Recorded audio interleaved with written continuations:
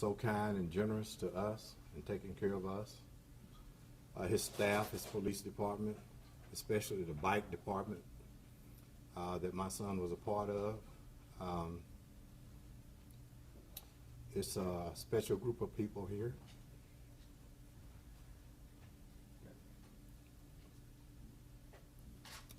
And they've been quite kind and generous to us the whole week. And I hate that we're here under these circumstances. Also, the hospital staff that revived him a number of times and did a great job in assisting us and keeping us calm. Also, there was a group there, I think it was Vital Services, Victim Services, that really helped us to get here, accommodated us, has taken care of us, and we really appreciate that. We had also an opportunity to meet the mayor for a few minutes. He came to the hospital during the football game, and I asked if I could get his seats while he was there to watch the game, because I'm sure he's probably got the best seats in town. And Austin is a great city. Someone in Arkansas, and we come from Fort Smith, Arkansas, had saw the Chiefs press conference last Friday or Thursday. I can't remember which day it was. You have to excuse me. I haven't had very much sleep since I've been here. So I think today is Wednesday. Is that right? Okay. We've been off a day or two since we've been here. But again, the chief gave a conference like this one day last week, maybe Friday, and I got a comment, a text back from Arkansas, and he made a comment about Austin appears to be a progressive city, a great city, an open-minded city.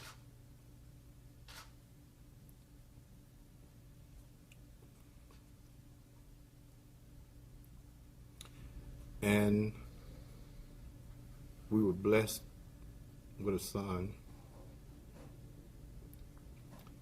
that came and served such a great city, and he gave his life for it. We are American Muslims, and we know this is a great country. I really don't have too much to say. It's obvious that I'm quite emotional. This is not something that I'm used to. So if you have any questions, please make it easy on me. Don't make it too hard. And I'll do the best I can with it. Sir, can you tell us a little bit about Amir, what kind of person he was? He was special. He was our first son.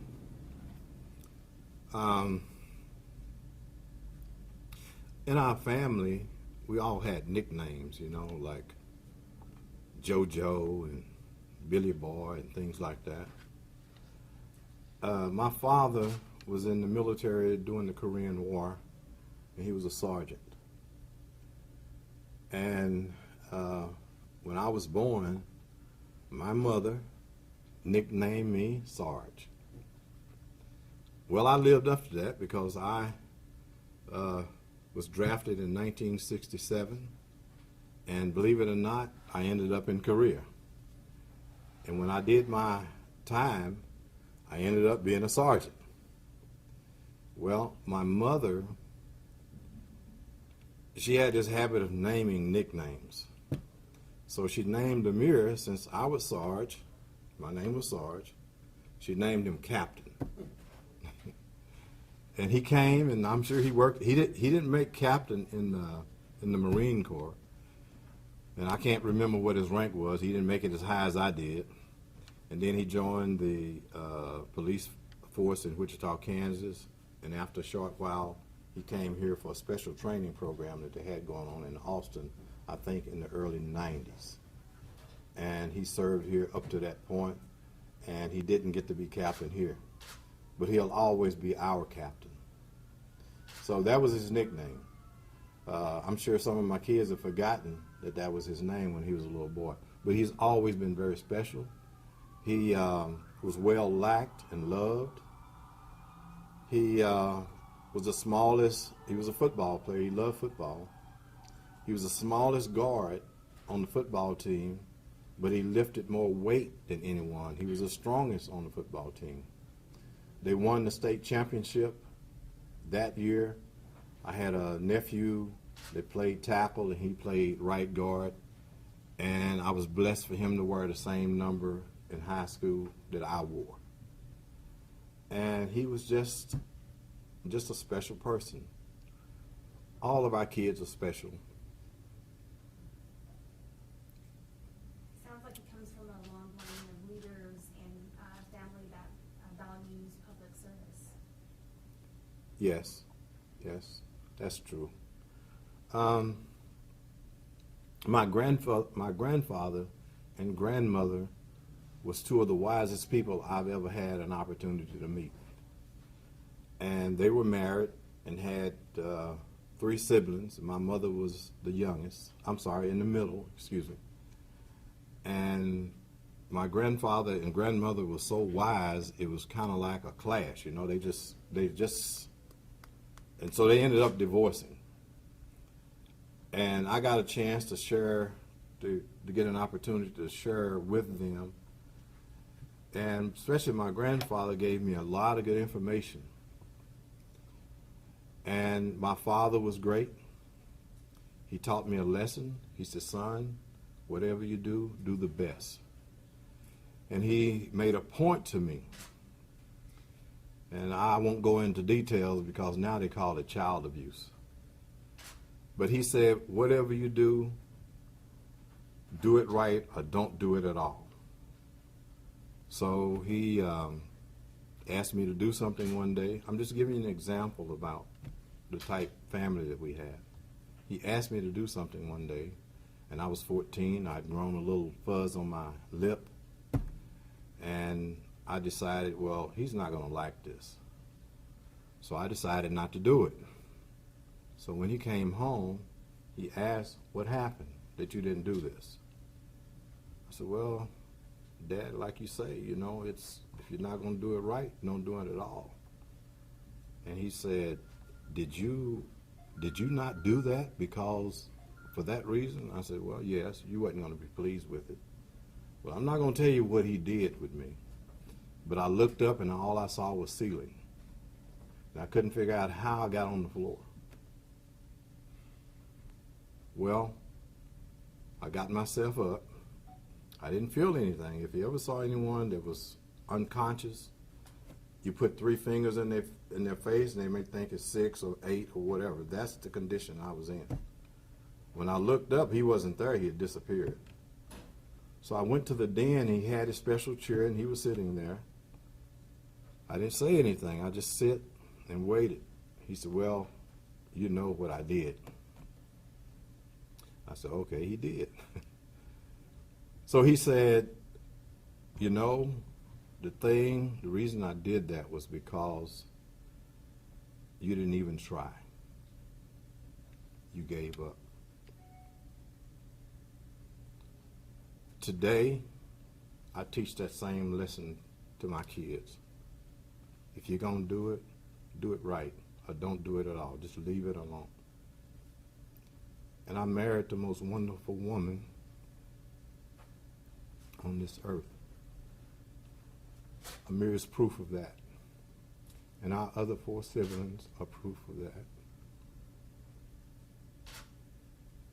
That's the best choice I ever made in my life. She stayed at home, took care of our kids, and she did an excellent job.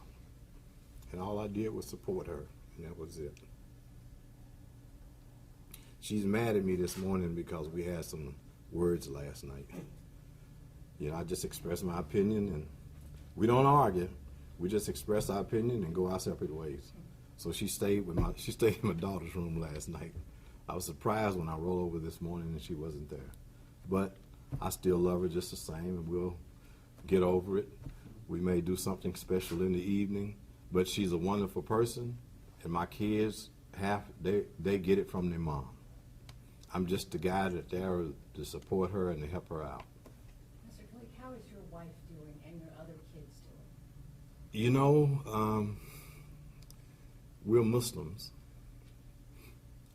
and we believe that God, or Allah, has decreed this moment that we're in right now, this second, this interview that we're doing right now. It's already been written, the pen has been lifted, and the ink has dried. So my son had his life. It was already laid out for him. He did a good job in that time, and his time came to an end, and we accept that. She's a mother. She's lost her firstborn. I mean, he's really special to her. But she's doing well.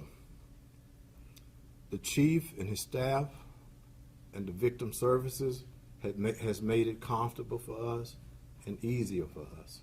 And we appreciate it. The people in Austin in general has made it easy for us. They kept us busy. We've got a lot of hugs.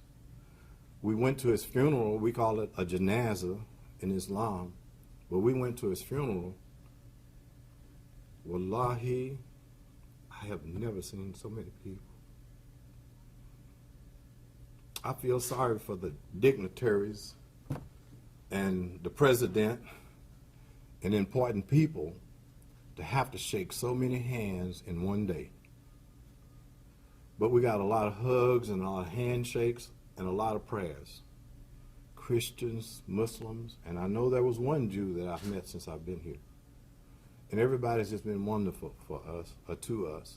And it's made it a lot easier. So she's doing well for her state. Now I live in Fort Smith, and she just recently moved to Atlanta.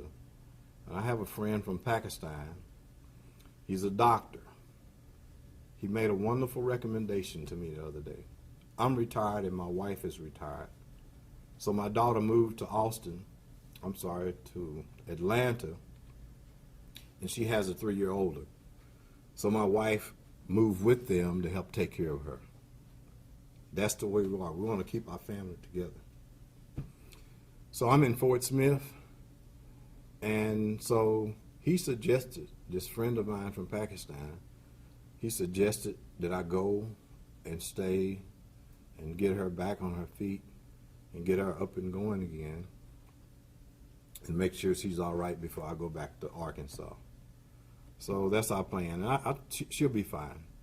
You know, that's her baby, and we're human, and it hurts. But most of my tears are tears of joy because I know he's happy now. I know he's in a better place, and this is the place that God willed for him to be, and I totally accept that. They revitalized him 4 times, I know for sure, maybe a 5th. And my wife had let go that many times. But each time they revived him, she regained hope. And then it went back again. She lost it again, and it was hard. So she's had a rough time. He gave her a rough time going out, and it took him 23 hours to get here when he came in. Her water broke, and 23 hours later, he was born. And it was hard for her then, and it's a little hard for her now, but time will take care of that. So, you know, we have to let go. You know, he'll always be our son, and we'll never forget him. And he was wonderful. He always treated his mother and myself with special care. All of our children do. Wait, do you have Yes. any words for the driver who ran into your son? I don't know who that is, and, you know, may God bless her. And I understand it was a woman. May God bless her. I'm sure it wasn't on purpose. And may God bless her and not make it too hard on her. It was an accident.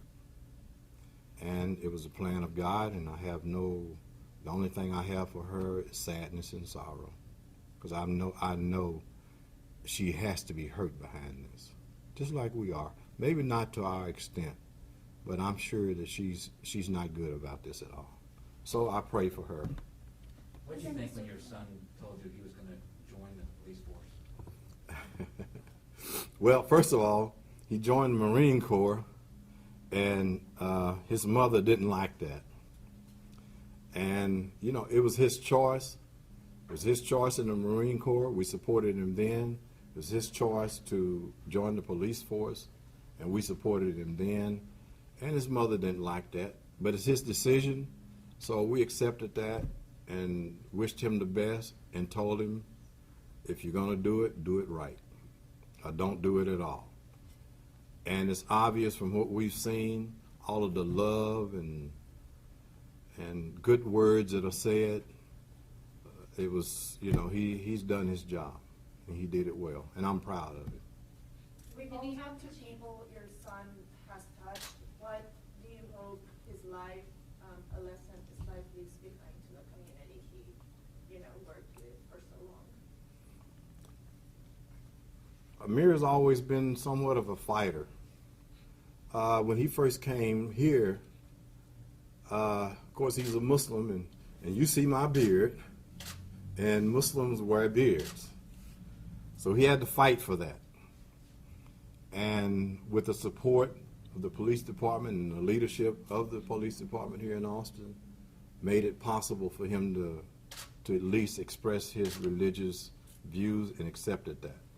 He's just a tough guy, you know, and he fought for whatever he wanted that he thought was right, and I never saw him lose a battle yet. So the police department has been good for him. You know, he loved what he was doing. So that's all I can say is just that it was all positive for him. Mr. Khaliq, what if the conversations injuries were? I'm sorry? Can you describe what his injuries were? Do you know, They were bad. He was pretty banged up, and I really don't want to go into any real details about that. Yes? Mr. Khaliq, could you talk a little about his children? Yes. The same principles that we raised our children with, he did the same with his kids. He has wonderful kids. Amir recently went through a divorce a year or so back, and it really affected his kids because he worked hard for the police department. He took additional jobs to make sure their mother was home with them. He was a disciplinary in a good way, and he raised some wonderful kids. And when they come to visit us, the last time they came to visit us in Fort Smith, I took each one of his children aside and I sit down and I talk to them, because I know they were going through struggles. They were having problems with their mother and father separating. It broke up their family somewhat. But he had so much love for his kids, and when I talked to him, it came out. It was obvious that he did a good job, and I'm sure that his wife did just as well of a job. But they love their father so much. And I can't say, to be honest about it, that I love my children, him, as much as he loved his children. And I really, really love my children. So he was that type of a father. And it's been passed down for generations. That's the way we love our kids. That's what we want out of our kids. I never once heard my father say, "I love you." I told him I loved him on his deathbed, and he responded by saying, "I love you, son." But I never questioned whether he loved me or not. His actions proved it. So it wasn't necessary to say. Back then, that's the way it was, and that's the way he proceeded on with his family and He did a wonderful job. He's got beautiful kids. If you met him, you would know that they were special. Is that it? Yep, I think we're good. Okay. Thank you. Thanks, everybody. Excuse my emotions, please.